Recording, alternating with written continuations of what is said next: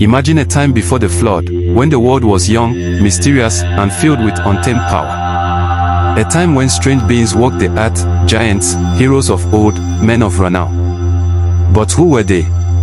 Where did they come from? And why did their presence provoke God to bring about the greatest judgment the world had ever seen? Welcome to another episode of Bible Stories by Emmanuel. Before we dive into this mysterious tale, make sure to subscribe and turn on the notification bell so you never miss a journey into the ancient, the strange, and the divine. Genesis 6 verses 1 to 4 is one of the most cryptic passages in all of Scripture. It reads, "When human beings began to increase in number on the earth and daughters were born to them, the sons of God saw that the daughters of humans were beautiful, and they married any of them they chose.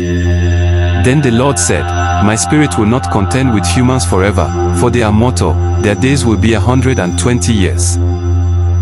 The Nephilim were on the earth in those days, and also afterward, when the sons of God went to the daughters of humans and had children by them. They were the heroes of old, men of renown." This short passage contains an ocean of mystery. In just a few verses, we are introduced to celestial beings, strange unions, and offspring of terrifying reputation. But let's unpack this passage slowly and deeply, peeling back the layers to explore one of the most ancient enigmas of biblical history. The term "sons of God" in Hebrew is Bnei Elohim. In the Old Testament, this phrase is not used loosely. It appears in the book of Job, Job 1 verse 6 and Job 2 verse 1, where it clearly refers to angels who presented themselves before the Lord. This has led many ancient interpreters, Jewish and Christian alike, to believe that the sons of God in Genesis were not humans, but angelic beings. Divine messengers who stepped out of their celestial domain and interfered with the affairs of mankind. But why would heavenly beings take human wives? What drew them to earth? Was it desire, rebellion, or a more sinister plan to corrupt humanity? The story suggests that these angels, seeing the beauty of human women, chose to take them as wives. This act of disobedience shattered the divine boundary between heaven and earth. The offspring from these unnatural unions were the Nephilim. Their name, derived from the root MPL, to fall, is often translated as fallen ones, though some also interpret it as a reference to their enormous physical stature. The Nephilim were not ordinary humans. They were described as mighty men, the heroes of old, the men of renown. Warriors of immense strength, influence, and power. They dominated the early world, and their very existence posed a threat to the balance of creation. God, seeing this corruption and unnatural blending, declared, "My spirit shall not always strive with man." This statement marked a pivotal shift. Humanity, once granted long life stretching hundreds of years, would now be limited to a lifespan of 120 years. The shortening of life was not merely a biological change, it was a divine judgment, a boundary re-established to halt the rapid decline of morality. The implications were clear: something was wrong. Terribly wrong. The world was not merely sinful, it was corrupted in its essence. And so, God decided to wipe the slate clean with the flood. But the Nephilim appear again. In Numbers 13, after the exodus from Egypt, Moses sends 12 spies into the land of Canaan. They return with terrifying news: giants dwell there. Specifically, they say, "We saw the Nephilim there, the descendants of Enoch come from the Nephilim. We seemed like grasshoppers in our own eyes, and we looked the same to them." Numbers 13:33. Wait, how could that be? Didn't the flood destroy all life except those in the ark? Were there survivors? Or did the sons of God descend again after the flood to repeat their forbidden acts? The Bible does not explain. It leaves the door open to speculation and mystery. Some believe the Nephilim of Canaan were remnants, survivors who somehow endured the flood.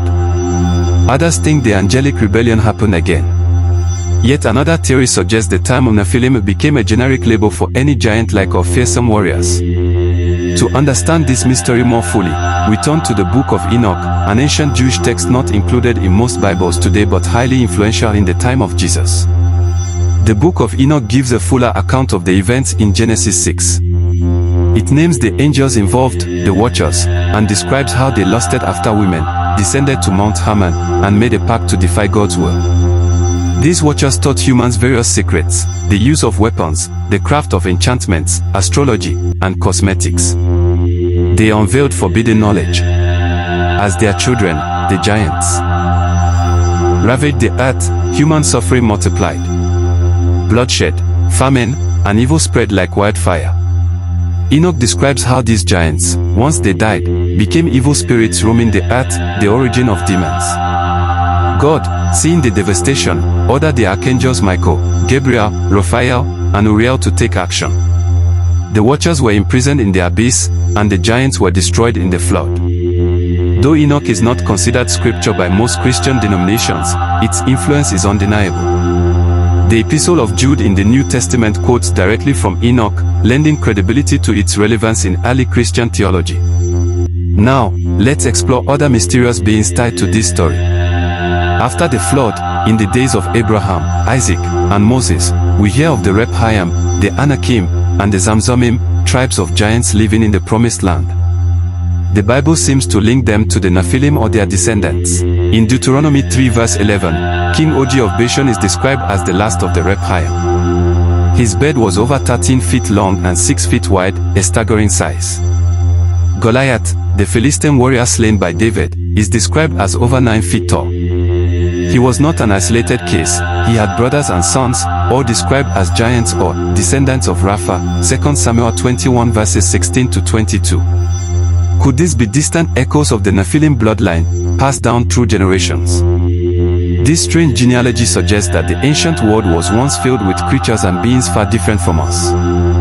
Whether literal giants, spiritual hybrids, or symbols of chaos, their presence signals moments of crisis in the biblical narrative. But what if the story of the Nephilim is also a story of boundaries, the divine boundaries set by God for creation? Angels stepping out of heaven. Men pursuing power. Knowledge granted too soon. The earth, corrupted by violence and pride, spiraling toward destruction. Noah, described as perfect in his generations, may have represented not just a righteous man, but also a pure lineage, untainted by the corruption around him. His survival and the ark became the vessel through which God preserved the human race and renewed creation.